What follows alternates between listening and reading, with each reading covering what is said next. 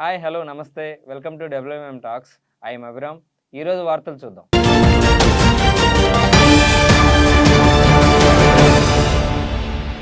నేడు వరద ప్రభావిత ప్రాంతాలకు చంద్రబాబు. ఏపీ సీఎం చంద్రబాబు ఇవాళ వరద ప్రభావిత ప్రాంతాల్లో పర్యటిస్తారు. తొలుత ఏలూరు జిల్లా కైకలూరులోని వరద ప్రభావిత ప్రాంతాలను ఏరియల్ సర్వే ద్వారా పరిశీలిస్తారు. అనంతరం పశ్చిమ గోదావరి జిల్లా ఉండి నియోజకవర్గం ఆకువీడు మండలంలోని ఉప్పుటేరు ప్రాంతాన్ని పరిశీలించి రైతులతో సమావేశమవుతారు. ఆ తర్వాత కాకినాడ జిల్లా పెద్దాపురం నియోజకవర్గంలో రాజుపాలెంలోని పొలాలను పరిశీలిస్తారు. సాయంత్రం తిరిగి వెలగపూడి చేరుకుంటారు. నేడు గుంటూరుకు జగన్. మాజీ సీఎం వైఎస్ జగన్ ఈరోజు గుంటూరు వెళ్లనున్నారు. టీడీపీ ఆఫీస్ మరియు చంద్రబాబు నివాసంపై దాడి కేసులో అరెస్ట్ అయి గుంటూరు జైల్లో ఉంటున్న మాజీ ఎంపీ నందిగామ సురేష్ను ఆయన పరామర్శిస్తారు. ఆ తర్వాత ఆయన క్రోసూరు మార్కెట్ యార్డ్ మాజీ చైర్మన్ సాంబిరెడ్డి కుటుంబాన్ని పరామర్శిస్తారు. అనంతరం తిరిగి తాడేపల్లిలోని తన నివాసానికి చేరుకుంటారు. హైడ్రాకు ప్రత్యేక సిబ్బంది కేటాయింపు. చెరువుల్లో అక్రమ నిర్మాణాలపై చర్యలు తీసుకునేందుకు ఏర్పాటు చేసిన హైడ్రాకు రాష్ట్ర ప్రభుత్వం పోలీస్ సిబ్బందిని కేటాయించింది. 15 మంది సిఐ స్థాయి, 8 మంది ఎస్ఐ స్థాయి అధికారులను కేటాయిస్తూ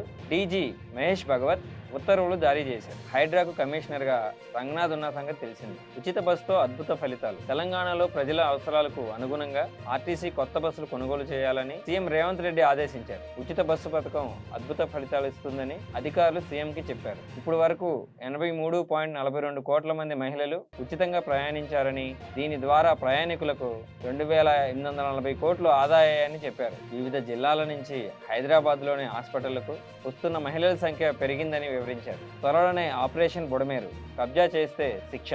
గత 5 ఏళ్లలో బుడమేరు వాగుపై అక్రమ కట్టడాలు కట్టారని, రిజిస్ట్రేషన్స్ చేసుకున్నారని, ఒకానొక దశలో అది పూడికిపోయే దశకు చేరిందని సీఎం చంద్రబాబు తెలిపారు. చెత్తా చెదవరం తీయకపోవడం వల్ల నీటి ప్రవాహానికి అవి అడ్డుగా మారాయని, గట్లను పట్టించకపోవడం వల్ల 6 లక్షల మంది జీవితాలు అతలాకుతలం అయ్యాయని చెప్పారు. త్వరలోనే ఆపరేషన్ బుడమేరు స్టార్ట్ చేసి కబ్జా చేశారని తెలిస్తే శిక్షిస్తామని సీఎం చంద్రబాబు నాయుడు గారు చెప్పారు. వరద బాధితులకు 25,000 సాయం. విజయవాడ వరద బాధితులను ఆదుకునేందుకు ప్రభుత్వం ప్రణాళికలు చేస్తుంది. నీటిలో మునిగిన ఇళ్లకు 25,000, కొంతవరకు మునిగిన ఇళ్లకు 10,000 సాయం అందించనున్నట్టు తెలుస్తుంది. ఆటోలు, ట్యాక్సీలు రిపేర్లకు 10,000, బైకులకు 3,000 ఇచ్చే అవకాశం ఉంది. పంటలకు గతంలో ఇచ్చిన పరిహారాన్ని పెంచి అటు కేంద్రం నుంచి వచ్చే ఆర్థిక సాయంపై 2 రోజుల్లో క్లారిటీ రానుంది. తెలంగాణలో 5 నెలల్లో 6,916 డ్రైవింగ్ లైసెన్సులు రద్దు.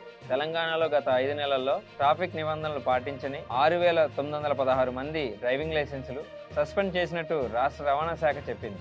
Rash driving, drunk and drive, wrong side driving, overloading చేసిన వారిపై లైసెన్సులు సస్పెండ్ చేశారు. నిబంధనలు ఉల్లంఘిస్తే చర్యలు తప్పవని హెచ్చరించారు. గత 5 ఏళ్లలో రోడ్డు ప్రమాదాల్లో 35,053 మంది మరణించారని చెప్పారు. వీరిలో 25 నుంచి 40 ఏళ్ల మధ్యలో వారే అధికమని తెలిపారు. ఇప్పుడు ముఖ్యాంశాలు చూద్దాం. ప్రకాశం బ్యారేజ్లో పడవను తొలగించేందుకు ఎయిర్ బెలూన్లు. ఏపీకి మరో 2 మెడికల్ కాలేజీలు. తెలంగాణలో టెట్ అభ్యర్థులకు మరో అవకాశం. విశాఖకు మరో వందే భారత్. తెలంగాణలో భవన నిర్మాణాలకు హైడ్రా అనుమతి తప్పనిసరి. అమరావతిలో ఫ్లాట్ల నిర్మాణానికి మరోసారి టెండర్లు. తుంగభద్ర ప్రాజెక్టుకు పొంచి ఉన్న ప్రమాదం. అమెరికాలో రాహుల్ కలుసుకున్న డీకే శివకుమార్. ఇప్పుడు ఎవరైనా కాశ్మీర్కి వెళ్లొచ్చంటున్న అజిత్ పవార్. ఇరాన్కు వెళ్లే అన్ని విమానాలను రద్దు చేసిన యూకే. సరిహద్దులో పాక్ కాల్పులు, బీఎస్ఎఫ్ జవాన్లకు గాయాలు.